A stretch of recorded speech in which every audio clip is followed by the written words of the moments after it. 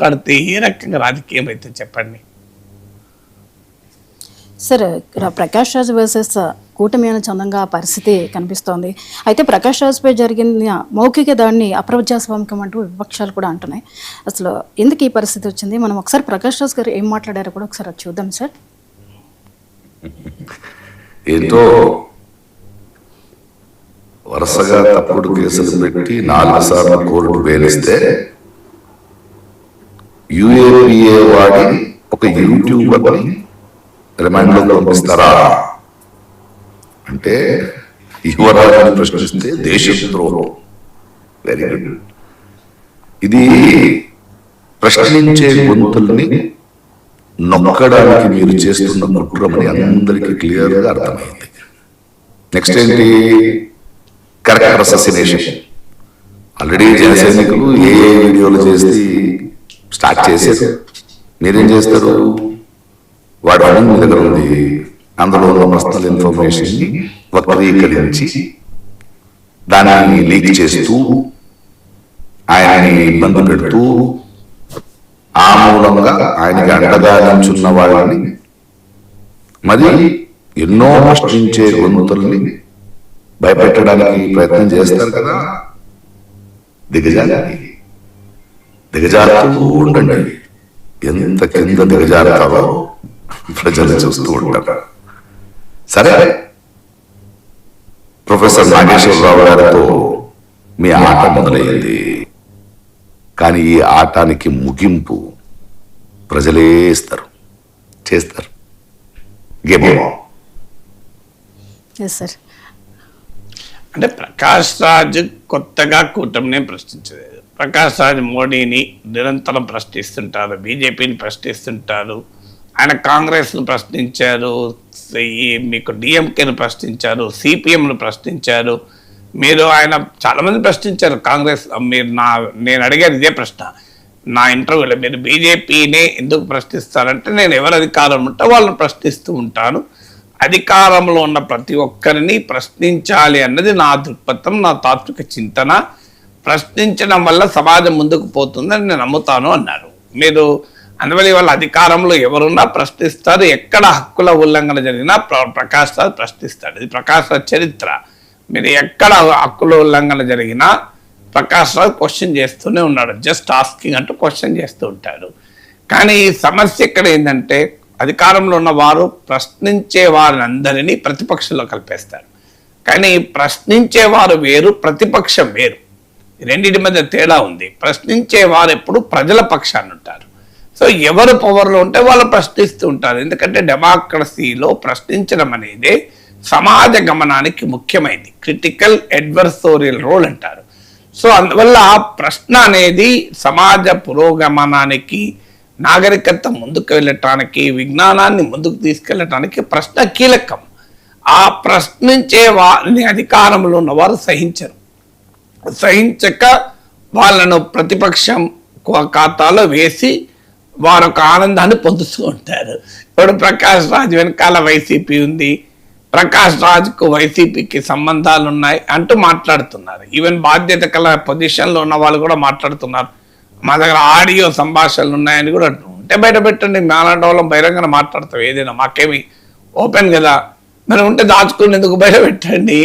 నిజంగానే ప్రకాష్ రాజ్ ఆంధ్రప్రదేశ్లో ఏదో అస్థిరత సృష్టించడానికి, అల్లర్లు సృష్టించడానికి కుట్ర బండాడన్న ప్రూఫ్ మీ దగ్గర ఉంటే బయట పెట్టండి. వట్టిగా మాట్లాడి అపవాదులేసి, రాళ్ళేసి, వదంతులేసి, బట్ట కాల్చి మీద ఎందుకు వేస్తారు? మీ దగ్గర నిజంగానే ఆడియో కన్వర్జేషన్ ఉందనుకోని బయట పెట్టండి. వీ విల్ ఆల్సో నో అది ఎంతవరకు నిజమో తేలుతుంది కదా. సో ఎవరు నిజంగానే కుట్ర, నాకు తెలిసినంత వరకు అయితే ప్రకాష్ రాజ్ కుట్రలు అనే వ్యక్తి కాదు, కుట్రల్ని ప్రశ్నించే వ్యక్తి. ప్రకాష్ రాజ్ కుతంత్రాలు తెలిసిన వ్యక్తి కాదు, కుతంత్రాలు క్వశ్చన్ చేసే వ్యక్తి. ప్రకాష్ రాజ్ పదవుల కొరకు ఆశపడి పరుగులు తీసే వ్యక్తి కాదు. అధికారంలో ఉన్న వాళ్ళు ప్రశ్నించే వ్యక్తి, అధికారంలో ఉన్న వారితో రాజీ పడిన వ్యక్తి. నాకు తెలిసిన ప్రకాష్ రాజ్ అది. కానీ వీళ్ళు ఏమంటున్నారు?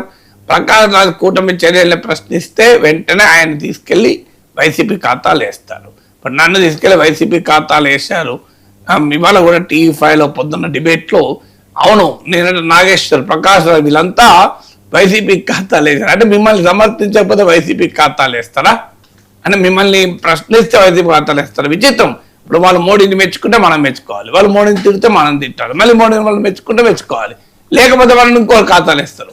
ఇప్పుడు ఇదే చంద్రబాబు నాయుడు మోడీని చాలా గొప్పవాడిగా 2014 నుంచి 18 వరకు పొగిడారు. 2018 తర్వాత భార్యకే న్యాయం చేయలేని వాడు దేశానికి న్యాయం చేస్తాడని తిట్టాడు. అప్పుడు మళ్ళీ మనం తిట్టాలట. నేను తిట్టలేదు, నేను ఒప్పుకోనని చెప్పాను. అది కోపం. తర్వాత 2024 ఇప్పుడు మళ్ళీ మోడీ పొగుడుతున్నాడు. అరే మీరు మారితే మేము మారాలంటే ఎట్లా?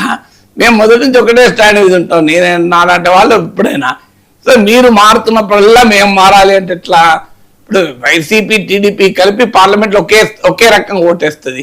మరి మేము ఓటేస్తాం. అట్లా వైసీపీతో కలిసి ఒకే రకమైన వైఖరి ఎన్నడూ తీసుకోలే. మీరు దేశంలో జరిగే పరిణామాలన్నింటిలో చూడండి, టీడీపీ వైసీపీ వైఖరి ఒకటే కదా. తేడా ఏముంది? మీరు డీలిమిటేషన్ పైన టీడీపీ వైసీపీ వైఖరి ఒకటే కదా? చెప్పండి. మీరు Delhi national capital terror bill TDP YCP వైఖరి ఒకటే కదా? రాష్ట్రపతి ఎన్నిక, ఉపరాష్ట్రపతి ఎన్నిక టీడీపీ వైసీపీ వైఖరి ఒకటే కదా? మీరు పార్లమెంట్లో బిల్లులు తీయండి, 95% టీడీపీ వైసీపీ ఒకే వైఖరి తీసుకున్నది. మరి ఇప్పుడు వైసీపీకి టీడీపీ వెనకాల వైసీపీ ఉందా, మా వెనకాల ఉందా? మీరు రెండు పార్టీలు ఒకే వైఖరి తీసుకుంటున్నాయి కదా.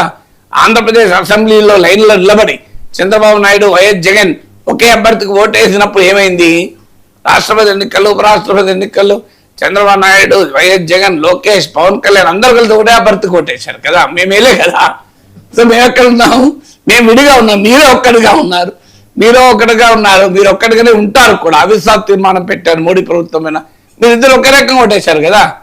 మీరు అవిశ్వాస తీర్మానం విషయంలో మోడీ ప్రభుత్వానికి ఇద్దరూ సమర్థించారు కదా. మరి మీ మధ్య తేడా లేదు, మా మధ్య తేడా ఎక్కడిది? కానీ విచిత్రంగా ప్రశ్నించే వారందరినీ వైసీపీ ఖాతాలు వేస్తూ ప్రకాష్ రాజ్ని పట్టుకుని వైసీపీతో లింక్ చేస్తే అది ఏ రకంగా సమాజాన్ని కన్విన్స్ చేస్తుంది? ప్రజలు చూస్తలేరా? సమాజాన్ని చూస్తలేరా? మీరు వైసీపీ ఇద్దరు పార్లమెంట్లో ఒకే స్టాండ్ తీసుకొని వ్యవహరించినప్పుడు తేడా ఏమున్నది? ఇద్దరు కలిసి ఒకే స్టాండ్ తీసుకుంటూ వచ్చారు కదా. ఇప్పటికీ ఒకే స్టాండ్ తీసుకుంటారు. నెక్స్ట్ 3 years కూడా చూడండి మీరు. 2034 నిన్నగా మన డీలిమిటేషన్ పైన టీడీపీ వైసీపీ వేరే వేరే స్టాండ్ తీసుకున్నదా? 2034 వరకు చూడండి మీరు. ఖచ్చితంగా టీడీపీ వైసీపీ ఢిల్లీలో పార్లమెంట్లో ఒకే స్టాండ్ తీసుకుంటుంది, సేమ్ స్టాండ్ తీసుకుంటారు. మేము ఎప్పుడు తీసుకోవాలి అట్లా. సో మేము ఇండిపెండెంట్ స్టాండ్ తీసుకుంటాం. మాకు కరెక్ట్ అనిపిస్తే కరెక్ట్ అంటాం, తప్పు అనిపిస్తే తప్పు అనిపిస్తాం. కానీ మీకు అనుకూలంగా మాట్లాడకపోతే మీరు వాళ్ళ ఖాతాలు తీసుకోండి, దానిలో నష్టం ఏంటి? ఇప్పుడు ప్రకాష్ రాజ్ వెనకాల వైసీపీ ఉందని కూటమి టార్గెట్ చేస్తే ప్రకాష్ రాజ్ గౌరవం తగ్గుతుందా? ప్రకాష్ రాజ్కి ఏమైనా సినిమాలు వచ్చేటి తగ్గిపోతాయా? ప్రకాష్ రాజ్ అభిమానించే వాళ్ళు తగ్గుతారా? ఏం జరుగుతుందంటే ప్రకాష్ రాజ్ని అభిమానించే వాళ్ళు కూడా జగన్ మద్దతుదారులు ఇస్తారు. అంటే మీరు వైసీపీ బలాన్ని పెంచే పని పెట్టుకోండి. ఇప్పుడు నాగేశ్వర అభిమానించే వాళ్ళు వైసీపీ ఓటర్లు కావాలి, ప్రకాష్ రాజ్ని అభిమానించే వాళ్ళు వైసీపీ ఓటర్లు కావాలి. మమ్మల్ని అభిమానించే వాళ్ళంతా వైసీపీ ఓటర్లు కాదు, వీళ్ళు తెలియదు. చాలా మంది వైసీపీ వ్యతిరేక ఓటర్లు కూడా. కానీ వీళ్ళు నాగేశ్వరని అభిమానిస్తున్నావా, నువ్వు వెళ్ళి వైసీపీ కోటాయి. ప్రకాష్ అభిమానిస్తున్నావా, నువ్వు వెళ్ళి వైసీపీ కోటాయి. అంటే ఇలా అందరినీ వైసీపీ ఓటర్లుగా మార్చి ఏం సాధిస్తుంది కూటమి? సెల్ఫ్ గోల్ కాదా ఇది? తెలుస్తుంది. ఇప్పుడు తెలియదు, టైం పడుతుంది, ఎలక్షన్ దగ్గర తెలుస్తుంది. సో ఇలా అందరినీ ఒక తటస్థంగా స్వతంత్రంగా ఆలోచించి ప్రభుత్వాన్ని ప్రశ్నించేటువంటి వారిని అందరినీ మీరు వేస్తూ పోయండి. ఎంత విచిత్రంగా మాట్లాడతారంటే ఇవాళ TV5 నా మీద మాట్లాడుతున్నాడు. పట్టాభి పైన దాడి చేస్తే నాగేశ్వర్ ప్రశ్నించాడా? చూసుకోండి, యూట్యూబ్లో ప్రశ్నించింది కనబడుతుంది. చూడండి, మీరు యూట్యూబ్లో కొట్టండి, మీకు దొరుకుతుంది. పట్టాభి మాటల్ని నేను తప్పు పట్టాను, కానీ పట్టాభి విషయంలో జగన్ ప్రభుత్వ కర్కశ వైఖరిని ఖండించాను. TV5 పైన జర్నలిస్టులు కేసులు పెడితే మీరు ప్రశ్నించారా అని నన్ను అడుగుతున్నా. TV5లో నేను వాళ్ళ చైర్మన్ బిఆర్ నాయుడు ఫోన్ చేశాను. నేను ఒకసారి మీ ఛానల్ తీసి చూడండి సార్, మీ ఛానల్ అన్నా వెతకండి, ఆఖరికి నా ఛానల్ చూడకండి. మీ ఛానల్లో ఉంటుంది. TV5లో కూర్చొని ప్రశ్నించాను దాన్ని.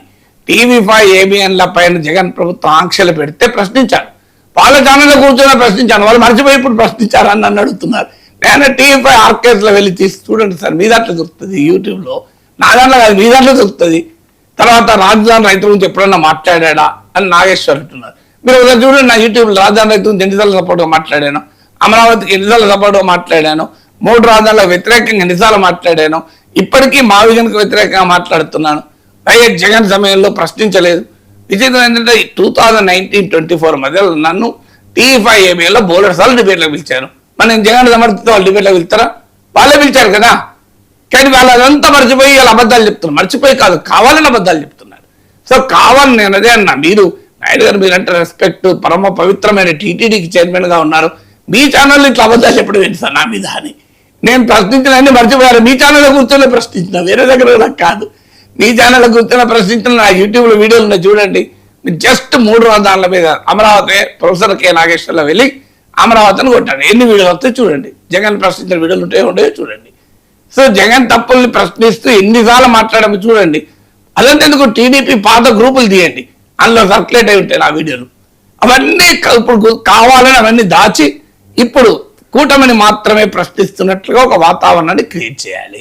నేను అలా క్రియేట్ చేసి డీలెజిటిమేట్ చేయాలి అనే ఒక కుట్ర తప్ప ఇంకేం ఉంటుంది. మేము ఎప్పుడైనా మాట్లాడతాం, అప్పుడు ప్రశ్నించా, ఇప్పుడు ప్రశ్నిస్తాం. నాకు తెలిసిన ప్రకాష్ రాజు కూడా ఎప్పుడూ ప్రశ్నించే వ్యక్తి. సో ఆయన తీసుకపోయి మీరు వైసీపీ ఖాతాలు వేస్తే ఆయనకేమవుతుంది నష్టం? ఏమన్నా అవుతే మీకే నష్టం. ఎందుకంటే ప్రకాష్ రాజు నమ్మించే లక్షలాది మంది తెలుగు ప్రజలు వైసీపీ మంచిదని అనుకుంటాను. అనుకోని నాకేంది. ఎస్ సార్, ఇప్పుడు బ్రేక్ తీసుకుందాం సార్. బ్రేక్ తర్వాత విశ్లేషణ కొనసాగుతుంది. Take a break.